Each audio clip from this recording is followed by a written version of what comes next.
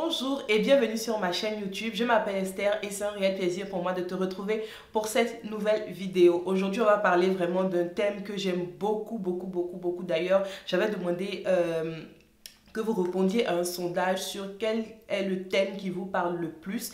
Et c'est ce thème-là en fait qui est sorti en premier, donc celui du mariage et des relations.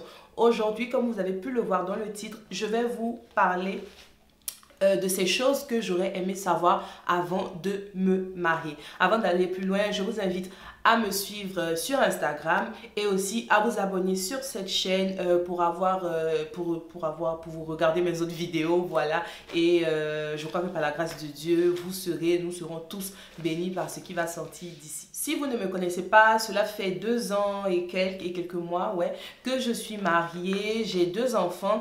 Et lorsque je réfléchissais à quelle vidéo faire pour aujourd'hui, je me suis dit, bon, en fait, qu'est-ce que j'aurais aimé savoir en fait avant de me marier? C'est une question qu'on m'avait déjà posée sur Instagram et je me suis dit pourquoi ne pas en faire une vidéo, ok? Et voilà, donc je vais partager avec vous 8 choses. Oui, 8 choses que j'aurais aimé savoir avant de me marier. C'est parti.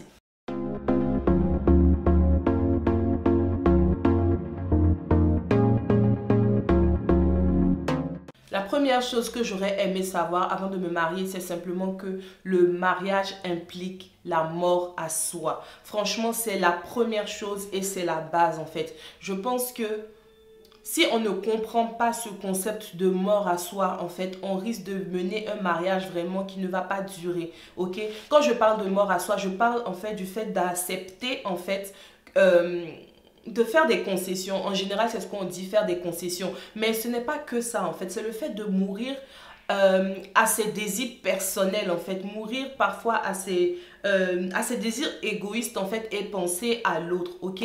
Une personne que je respecte beaucoup dit souvent que aimer, en fait, c'est oublier son bonheur pour le bonheur de l'autre, et c'est vrai. Je sais qu'on est dans un monde où on nous parle de vraiment du développement de soi, de son épanouissement personnel et tout, mais je pense que quand on rentre dans un mariage, si on ne pense qu'à soi, on va détruire l'autre, on va se détruire soi-même et on ne pourra rien construire de durable, en fait. Donc, personnellement, ce que moi, j'aurais aimé savoir, c'était ça, en fait, que quand tu rentres dans un mariage, il ne s'agit plus de tes intérêts, il s'agit aussi des intérêts de l'autre, mais aussi des intérêts communs, ok? On ne rentre pas dans un mariage pour que l'autre nous rende heureux, on rentre dans un mariage pour que nous, on puisse rendre l'autre heureux, en fait. Et si chacun des époux respecte cette règle simple, si chacun des époux respecte cette règle simple, en fait, il n'y a pas de raison que les choses ne fonctionne pas.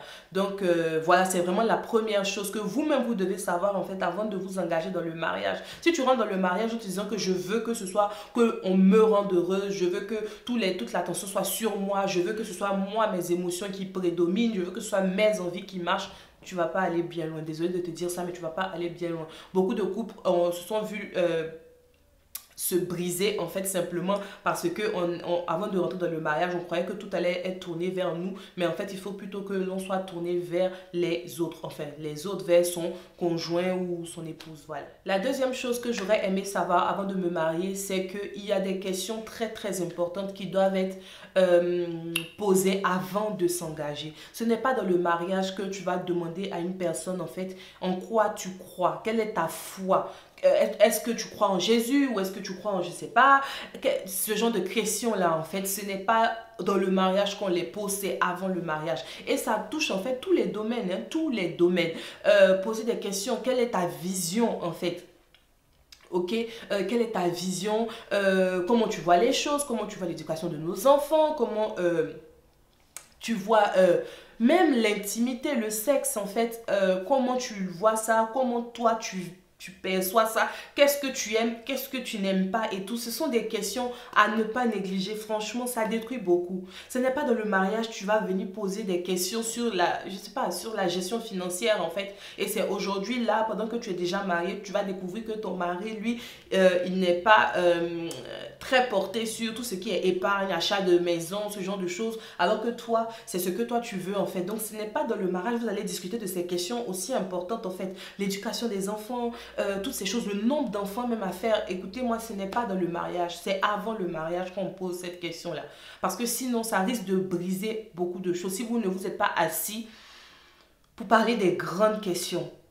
Les grandes questions pour moi, en tout cas, ça tourne autour de la foi, ok, donc la croyance religieuse si vous préférez, les enfants, l'éducation qu'on veut leur donner, le nombre d'enfants et tout, les finances, comment on veut gérer notre argent, qu'est-ce qu'on veut obtenir dans 5 ans, 10 ans, 15 ans, comment on veut faire nos dépenses, ok? Et après ça, la sexualité, ok. Pour moi, ce sont les 4 grandes questions. Mais il y a beaucoup d'autres choses, en fait, que vous pouvez aborder, en fait, pendant vos fréquentations. C'est très, très important. On n'attend pas d'être marié pour demander à l'autre ces genres de questions. C'est pas possible parce que ça peut creuser un fossé, surtout s'il y a des divergences d'opinion, ça peut creuser un fossé et on sait tous qu'on se marie pour la vie normalement, on ne se marie pas pour divorcer, donc ce n'est pas où maintenant vous êtes marié que vous allez venir vous poser ces questions cruciales là. Troisième chose que j'aurais aimé savoir avant de me marier, c'est que le sexe ne fait pas tout. Lorsqu'on écoute les coachs de vie, sur internet, ils nous font, surtout les femmes, hein, les femmes, elles nous font croire que quand il y a des disputes dans le couple, il faut avoir des rapports sexuels, ça règle tout, ça permet à chacun de se sentir bien. Je suis désolée, le sexe ne fait pas tout. Le sexe, pour moi, Esther, c'est 10% du couple. Hein. C'est 10%. Il y a d'autres choses. Hein. Il y a d'autres choses et ça, c'est un autre point. Mais je veux dire, le sexe ne fait pas tout. On ne règle pas les problèmes profonds du couple avec du sexe. Parce que le sexe, ça va durer... Quoi, 10 minutes, 15 minutes, maximum 1 heure si on veut tout compter, 1 heure et tout, mais sur 24 heures, vous faites quoi le reste du temps? Vous pouvez finir d'avoir des rapports sexuels, mais le problème au fond, en fait, ne sera pas résolu. Ne sera pas résolu. Si ton mari te manque de respect, ce n'est pas en couchant avec lui qu'il va mieux te respecter, je suis désolée. Il faut que vous discutiez. Si ta femme est dépensière, ce n'est pas en ayant des rapports sexuels qu'elle va devenir plus économe. Ok? Donc le sexe, c'est bien. C'est pour l'intimité, c'est pour ressouder le couple. C'est très important, mais ça ne fait pas tout. Ne laissez pas en fait le sexe être comme je sais pas comment dire en fait, quelque chose qui va régler que les symptômes et pas la maladie au fond en fait. Vous savez, hier, même pas hier, il y a 2 jours, je suis allée chez le dentiste, ok? Pourquoi? Parce que j'avais une carie et ça fait plusieurs années, peut-être même 1 an ou 2, en fait, que j'ai toujours mal. Et du coup, j'arrivais pas à manger sur le côté gauche parce que j'avais hyper mal à la dent. Je prenais du Doliprane lorsque j'avais la rage de dents, donc lorsque la douleur se déclenchait. Donc, je prenais du Doliprane ou ibuprofène ou je sais pas quoi. Et au bout de quelques heures, ça se calmait. Mais à un moment, j'étais fatiguée de faire ça tout le temps.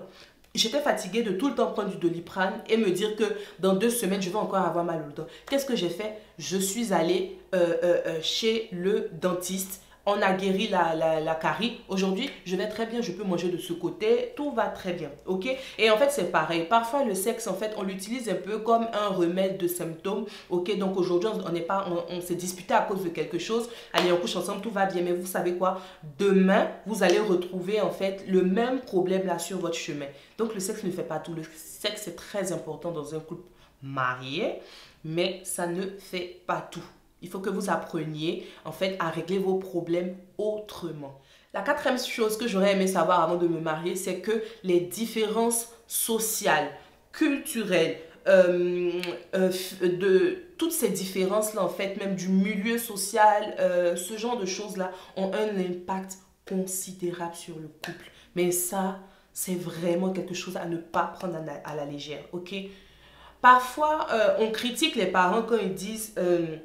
je ne veux pas que tu épouses telle personne parce qu'elle n'est pas de notre région et tout ça. Moi, je ne suis pas pour ça. Mais en fait, parfois, en fait, je pense qu'il y a la peur aussi des parents de voir que trop de différence, en fait, peut créer des problèmes et ça arrive. Ne croyez pas tout ce que vous voyez sur Internet. Ne croyez pas tout ce que vous voyez dans les films. Les différences sociales, vraiment, vraiment créent des problèmes dans le couple. Moi, je vais vous donner mon exemple. Alors, moi, je suis née d'une famille de classe moyenne. Ma maman était fonctionnaire, mon père aussi. Oui, mon père était fonctionnaire aussi. Donc, voilà, on n'était pas forcément dans l'opulence. Voilà, j'ai toujours eu ce dont j'avais besoin. Mais voilà, on n'était pas dans l'opulence. Je n'ai pas fait des grandes écoles privées et tout. Non, j'ai fait des écoles publiques jusqu'à ce que j'ai mon bac et tout. Et voilà, en fait. Donc, moi, j'ai grandi dans la mentalité de toujours, comment dire, être économe, faire attention à ses dépenses, mieux gérer, comment acheter des choses qui coûtent pas cher mais qui sont de bonne qualité. Moi j'ai été élevée comme ça en fait, ok, parce qu'il faut pas gaspiller de l'argent, il y en a pas forcément des masses, donc il faut apprendre à bien gérer. Par contre, mon mari est né dans une famille plutôt aisée, d'accord, son père était très très bien placé, en tout cas en Côte d'Ivoire, très très bien positionné, en tout cas dans, voilà, je ne vais pas rentrer dans les détails, mais son père était en tout cas un homme assez riche, ok, et il a grandi vraiment dans ce milieu-là, ok, il avait des domestiques à sa disposition, voilà quoi, il voyageait avec son père, il avait vraiment il vivait une vie bien, il a fait des lycées privés, il était dans le système français et tout, et en fait, au début, on se dit que ça n'a pas d'impact parce qu'on s'aime, on va surmonter tout ça. Mais croyez-moi, cette différence en fait de milieu social a eu un impact en fait sur notre couple quand on s'est marié. Parce que là maintenant, il fallait gérer les finances. Donc pendant que mon mari, lui, il voulait acheter parfois des choses de marque et tout, mais moi je disais, mais pourquoi acheter des choses de marque si on peut acheter quelque chose de moins cher mais qui est de qualité? Donc en fait, lui, il ne comprenait pas, mais pourquoi elle ne veut pas qu'on achète cette chose qui coûte cher? Pourquoi en fait? Alors que moi dans ma tête c'était mais pourquoi il veut qu'on achète ça? Et ça créait des tensions. Ça créait des tensions pour une histoire de milieu social. Donc croyez-moi, il y a des problèmes qui peuvent être liés à ça en fait. Et moi avant de me marier, je pensais que l'amour allait suffire. L'amour que ça allait suffire. Mais ce genre de choses-là, c'est quelqu'un, on a grandi chacun dans des moods différents. On a grandi chacun dans des domaines, dans des systèmes même, je dirais, différents. Ok, on ne voyait pas forcément, nos parents ne nous ont pas enseigné les mêmes choses, ok. Je ne dis pas que parce qu'il était riche, on lui a pas enseigné la valeur de l'argent, non. Mais lui, il n'avait pas forcément à réfléchir à est-ce que ça, j'achète ça ou pas, est-ce que ça rentre dans mon budget, non. Ok, alors que moi, c'était le cas, d'accord. Donc, ce genre de choses-là, vraiment, ça pose un problème, ça pose un problème. Et c'est pareil pour les croyances religieuses, ok. On ne dit pas de ne pas marier la personne que vous voulez, mais croyez-moi, ça peut avoir de l'impact. Il y a des couples où ça n'a pas d'impact, gloire à Dieu, mais il y a des couples où ça a de l'impact. Et il faut y penser avant en fait de s'engager, et ça revient à la partie où j'ai dit en fait qu'il faut se poser des grandes questions. Cinquième chose que j'aurais aimé savoir, c'est que l'amour seul ne suffit pas. J'ai fait toute une vidéo là-dessus en fait. L'amour seul ne suffit pas. On peut s'aimer mais se déchirer, on peut s'aimer et se faire du mal, on peut s'aimer en fait et ne plus avoir envie de vivre avec la personne. Ok, l'amour seul ne suffit pas. Il faut tellement de choses encore en fait, en plus de l'amour. C'est vrai que dans l'amour, il y a le pardon, la compréhension, tout ça. Mais il faut plus. Il faut par exemple de la communication. Sinon, si vous ne savez pas communiquer, vous allez vous taper dessus. Si vous ne savez pas communiquer, vous n'allez même pas vous comprendre. Voilà quoi, chacun va rester campé sur sa position et tout. Et voilà quoi. Un couple qui ne communique pas, mais c'est plus un couple, ce sont des colocataires. Ok? Donc la communication, par exemple, c'est quelque chose qu'il faut ajouter à l'amour, le respect. C'est le respect qui va faire que ton mari ne pourra pas, par exemple, te dire certaines choses, que toi aussi, en tant que femme, tu ne pourras pas lui dire certaines choses. Et c'est très, très important, en fait. Donc, l'amour seul ne suffit pas. Parce qu'il y a des couples qu'on a vus qui s'aimaient, mais qui se sont séparés, qui ont divorcé. Pourtant, ils s'aimaient. Pourtant, quand tu les vois, tu sais qu'ils s'aimaient. Mais, par exemple, il n'y avait pas de pardon. Il n'y avait pas de compréhension. Il n'y avait pas de mort à soi. Il y avait toujours l'orgueil qui était là. Il y avait toujours voilà quoi. L'amour ne suffit pas. Il faut de la sagesse, de l'intelligence, du discernement. Il y a tellement de choses en fait. Ne croyez pas que on s'aime, ça suffit. Ça ne suffit pas. Ça ne suffit pas. Quand on vous demande pourquoi vous voulez vous marier, que vous répondez parce qu'on s'aime, ça ne suffit pas. Parce que la première année, vous allez vivre une lune de miel terrible, ça sera génial. Et puis après, les choses peuvent commencer à se compliquer. Surtout quand les enfants arrivent. Croyez-moi, l'amour ne suffit pas à ce moment-là. Croyez-moi, l'amour ne suffit plus à ce moment-là. On a besoin d'actes concrets, on a besoin d'autres choses, de beaucoup d'autres choses. Donc vraiment, ne soyez pas naïfs, ok, en vous disant qu'on s'aime, ça suffit. Ça ne suffit pas. Désolé, ça ne suffit pas. Sixième chose que j'aurais aimé savoir, c'est que il faut être intentionnel en fait pour faire fonctionner un mariage. C'est-à-dire qu'il faut y mettre de la volonté. Il ne faut pas attendre que les choses nous tombent du ciel. Il ne faut pas attendre que ce soit l'autre qui porte le fardeau du couple en fait pendant que nous, on est assis là et on reçoit juste. Il faut être intentionnel, il faut y mettre de la volonté, il faut vouloir, il faut décider en fait. De la même manière que vous décidez par exemple de réussir un examen à l'école, vous y mettez de la volonté. Si vous faites ces choses pour pouvoir passer un examen ou pour réussir votre permis de conduire, pourquoi ne pas l'appliquer en fait à votre couple? Il faut en fait, il faut être intentionnel, il faut le vouloir, il faut désirer aimer son mari tous les jours, il faut désirer pardonner à son épouse tous les jours, il faut désirer en fait marcher dans la même direction, il faut décider en fait d'avoir une vision commune, il faut décider de pardonner, il faut décider, il faut être intentionnel dans sa façon de gérer sa maison, il faut être intentionnel dans la façon de se comporter avec sa femme ou son mari, il faut être intentionnel, il ne faut pas juste se balader comme ça et penser que le mariage là, il va se mettre en... Il va s'arranger ou il va se fortifier juste comme ça. Il va se fortifier juste comme ça, non. Il faut des actes, il faut le vouloir. Il faut le vouloir, il faut travailler. C'est un travail. C'est un travail. Le mariage, c'est un travail. C'est vraiment un travail. On ne se lève pas un matin comme ça et puis on se disant on est un mariage fort. C'est un travail parce qu'il y a des moments où c'est très difficile. Moi, personnellement, on a vécu des moments très difficiles dans notre mariage et c'est la volonté qui fait. Moi, par exemple, avant, j'étais quelqu'un qui boudait beaucoup. J'étais très susceptible. Très susceptible. Il suffisait que mon mari, pendant une blague, me dise un truc que je n'aime pas. Ah, mais je pouvais être fâchée pendant 3 jours. Mais à un moment, je me suis dit, c'est pas possible en fait. Donc, j'ai décidé d'être intentionnelle dans ma façon de me comporter. J'ai décidé de changer. Je me suis dit, Esther, il faut que tu changes. Et donc, du coup, parfois, quand mon mari me fait des blagues bizarres, ou bien même quand il me dit des paroles qui peuvent parfois m'offenser, qui offensaient peut-être l'ancienne Esther, je suis assez intentionnelle maintenant pour me dire, ce n'est rien. Il m'a dit ça, ok. Je lui dis clairement que ça, ce que tu as dit là, je n'ai pas beaucoup apprécié. Et je prends sur moi, ok, pour ne pas bouder. C'est bête, hein? Mais je prends sur moi pour ne pas bouder. Je me dis, mais Esther, qu'est-ce que tu gagnes à bouder? Donc, je me force à aller lui parler, à aller rigoler avec lui, à lui montrer, ah, tu as vu ce qui s'est passé sur Instagram et tout.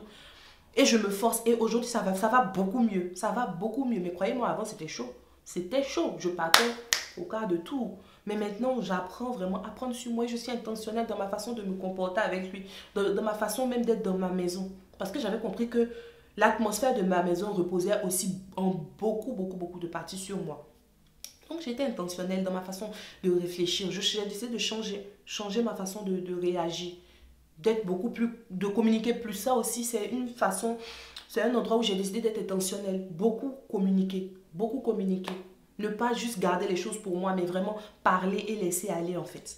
Donc voilà, il faut être intentionnel, il faut lui mettre de la volonté pour que son mariage puisse réussir. Septième chose que j'aurais aimé savoir, c'est que la prière, c'est vraiment important.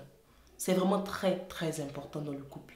Moi, en tout cas, je suis chrétienne, si vous ne me connaissez pas. Je suis chrétienne en fait et croyez-moi, beaucoup de choses dans mon couple se sont réglées par la prière. Se sont réglées par la méditation de la parole de Dieu en fait. Parce que il y a des choses que nous-mêmes, on n'arrive pas à gérer. Il y a des choses que notre intelligence ne peut pas gérer. Et il faut une intervention divine, en fait, pour nous faire voir certaines choses. Il faut une intervention divine pour nous faire agir d'une certaine façon. Il nous faut une intervention divine pour pouvoir, en fait, régler certains problèmes. Personnellement, il y a des choses pour lesquelles je me mettais en colère beaucoup par rapport à mon mari. Je me mettais en colère, mais parfois, à un moment donné, je me suis assise et je me suis dit, Seigneur, là, il faut que tu m'aides. Là, je n'y arrive plus. Ok? Et j'avais compris qu'à ce moment-là, la solution n'était pas que Dieu change mon mari. La solution était que moi, je change ma façon de réagir vis-à-vis de lui. Quand j'ai décidé de changer ma façon de réagir, les problèmes se sont arrêtés. Donc la prière, en fait, vraiment apporte des solutions là où on a l'impression d'être perdu. La prière apporte des solutions là où on ne comprend plus. Tu veux que ton mari agisse d'une certaine façon, au lieu de crier, va prier. Va prier.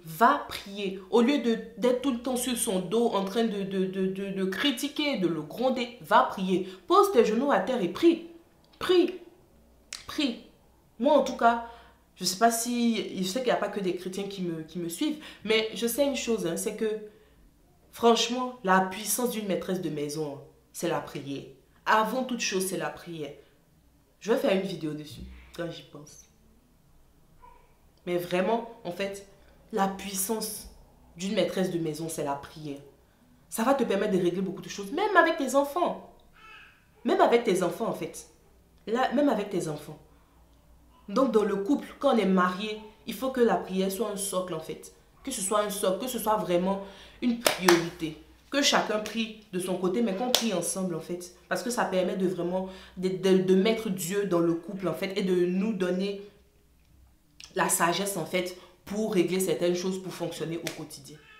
8e chose que j'aurais aimé savoir avant de me marier, c'est qu'il faut apprendre à tenir sa langue. Et ça là, et je parle surtout pour nous en fait, nous les femmes. Il faut apprendre à tenir sa langue. J'ai fait tellement d'erreurs en fait au début de mon mariage parce que je n'arrivais pas à tenir ma langue. Parce que dès qu'il y avait un problème, je partais me confier aux gens et aux mauvaises personnes. Je ne dis pas qu'il ne faut pas avoir une personne à qui se confier et tout, c'est très bien. Et même là, il faut le faire quand vraiment on n'arrive pas à régler les problèmes entre nous, quand on n'arrive pas à le faire entre mon mari, ton mari et toi et tout. Mais il faut apprendre à ne pas trop parler, Un conseil que ma soeur m'a toujours donné, c'est que, elle dit, même si chez vous, vous ne mangez pas un jour, ferme ta bouche. Ne va pas raconter partout. Si un jour vous vous êtes disputé, ne va pas raconter partout. Ne va pas raconter, ferme ta bouche. Trouve une personne de confiance, mature, sage, qui peut te conseiller en fait. Parce que sinon, tu vas créer des problèmes. Oh, tu vas créer des problèmes. Parce que les gens à qui tu vas raconter là, ce sont des personnes qui sont des pipelettes aussi. J'en ai connu. Et je parle sur expérience, franchement. Je parle sur expérience. Tu vas aller raconter à des pipelettes qui vont aller raconter ça à d'autres pipelettes. Et à un moment, tout votre environnement est au courant. Et ton mari il vient te demander, mais tu as dit ça à tel. Et là maintenant, tu as honte. Parce que tu t'es dit, mais je lui faisais confiance. Je dis ça parce que ça m'est arrivé. Ça m'est arrivé. Ah oui. Donc si je savais vraiment, il y a beaucoup d'erreurs que je n'aurais pas faites. Et il y a des femmes même qui ont brisé leur couple. Simplement parce qu'elles ont trop parlé. Elles n'ont pas pu se taire. Il faut apprendre à être discret. Voilà. Soyons discrets, soyons discrètes. Apprenons à être discrets. Ça va beaucoup nous aider. Ça va vraiment nous aider. Donc voilà, c'est tout pour aujourd'hui. C'est vraiment ce que je voulais partager avec vous. C'est vraiment mon expérience, ce que j'ai vécu et tout. Dites-moi aussi en commentaire ce que vous aimeriez, vous aurez aimé savoir avant de vous marier. Et voilà quoi. J'aimerais bien vous lire, ça me ferait beaucoup plaisir. En tout cas, merci à vous toutes, vous tous qui regardez mes vidéos, qui commentez, qui partagez. Vraiment, c'est juste incroyable en fait. Et vraiment, je vous aime beaucoup. Je prie vraiment que Dieu vous bénisse. Et encore une fois, abonnez-vous à ma chaîne si ce n'est pas encore fait. Et suivez-moi sur Instagram parce que je partage vraiment beaucoup de choses là-bas. Sachez que je vous aime, que Dieu vous bénisse. À très bientôt.